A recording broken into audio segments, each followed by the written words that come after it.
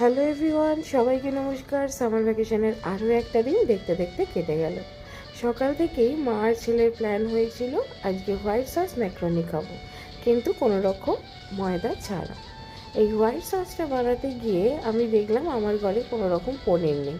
ইউটিউবে আমি আগে দেখেছিলাম যে পনিরটা ইউজ করা যায় যদি আপনি ময়দা না ইউজ করতে চান, বাট একটু ছানা ছিল, সেই ছানা, একটু আলু সেদ্ধ, রসুন কুচি, একটু নুন আর জল দিয়ে ব্লেন্ড করে বানিয়ে নিয়েছিলাম আজকের এই হোয়াইট সসটা।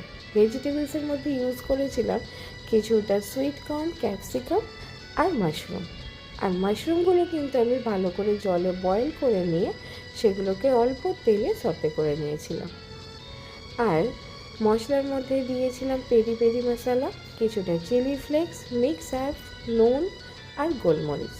ব্যাস, আর কি, এই হোয়াইট সস, ভেজিটেবলস আর ম্যাকারনিগুলো ভালো করে মিশিয়ে আর মশলাগুলো দিয়ে তৈরি হয়ে গেছিলো আজকে হোয়াইট সস ম্যাকারনি।